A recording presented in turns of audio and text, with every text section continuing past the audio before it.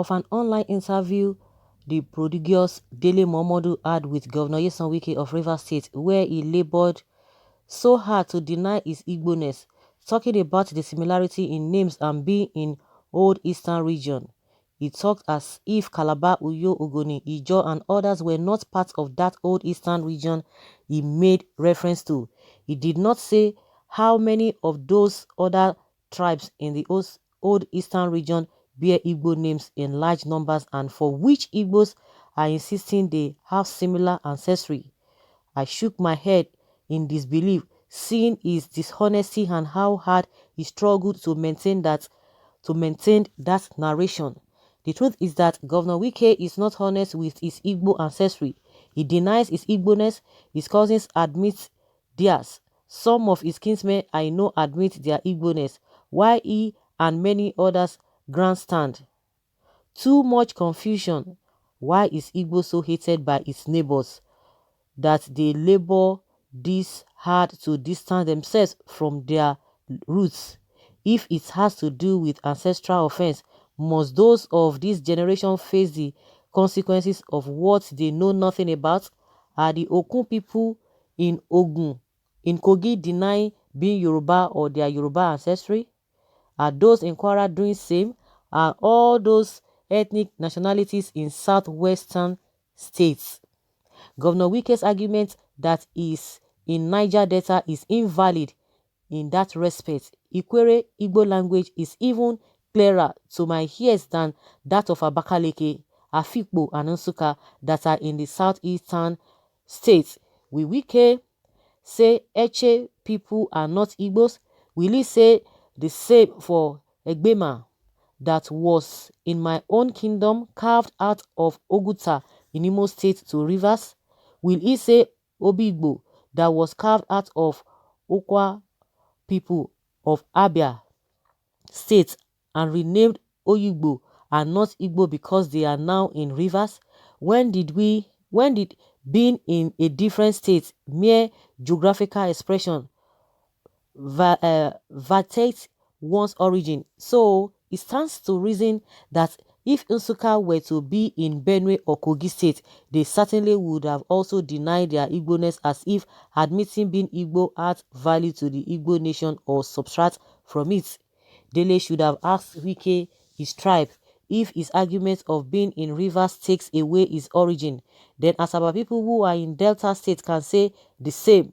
They will simply declare that their tribe is Asaba or Delta. Hilarious.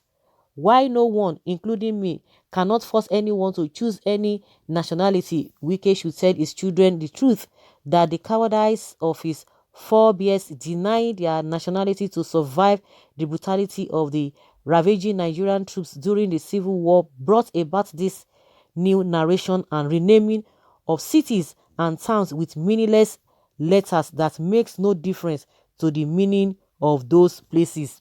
Ijo, Ogonis, etc. are also in the same state, and I have never read or heard any Igbo whatsoever associating them with Igbo ancestry. So why must it be Ikweres who goes about looking for nationalities to claim and appropriate? Say the truth about your origin, Mr. Governor, and insist on how you prefer to be identified. That is more honorable. There will be no problem. It is your choice. After all, we have Nigerians who have adopted the nationality of other countries and vowed never to associate with their roots. They are not prosecuted for that. It is their choice, but it will never upturn the truth of their ancestry. Anybody can renounce his family name and choose what he wants to be identified with, but that will not take away the truth about where the fellow came from.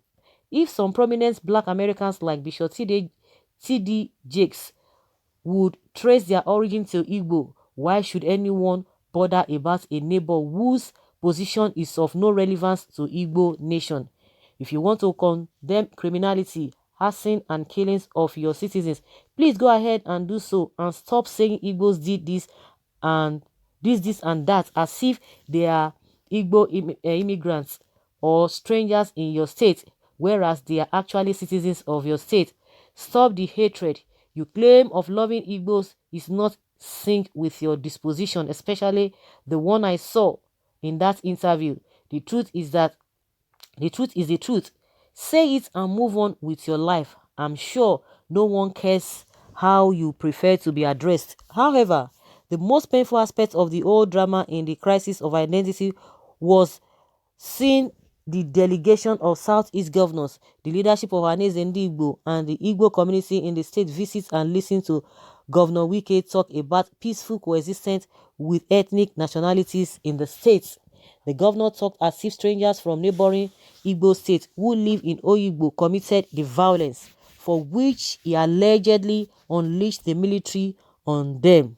I was shocked that none of these leaders was able to ask Governor whether Oyigbo, whether the crisis took place is Igbo settlers community or part of Rivers, that the whole delegation accepted the blame on behalf of Igbo for the violence in Rivers because Igbo-speaking people populate the local government where it happened is beyond imagination.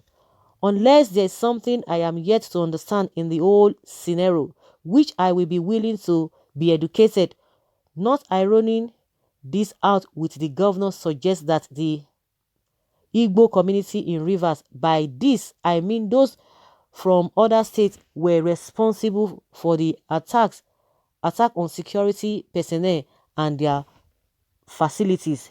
This is exactly the same spin some try to weave in Lagos State following similar looting, harassing and killings that occurred as a result of the shooting of NSAS protesters in Lekki. But revelations from the Lagos probe panel indicate Igbos are actually victims of the violence in large numbers. While I commend the visit and the reason for it, I was disappointed that they allowed Governor Wike create the impression that Igbos who are strangers in his state committed the evil in the name of the proscribed indigenous people of Biafra IPOP, whereas that community is home to Igbo-speaking people of Rivers like many others in the state. Where will the governor, in all honesty, aver that no indigene of the state belongs to IPOP if truly members of IPOP committed the atrocities, assuming without considering that some stranger elements took part in the violence, which is not unusual in such period of disorder, it will still not repudiate the fact that the attack had the support of some of the youth of the area. No matter who the suspects are, do they deserve to be killed extrajudicially, just as they did to their victims? I don't think so. In my view, the best thing to do is to launch a manhunt, arrest and prosecute them so they face the full wrath of the law. Anything in the contrary is unlawful. Well, food for thoughts. This is food for thoughts. So, guys, let's hear your opinion concerning this article written, written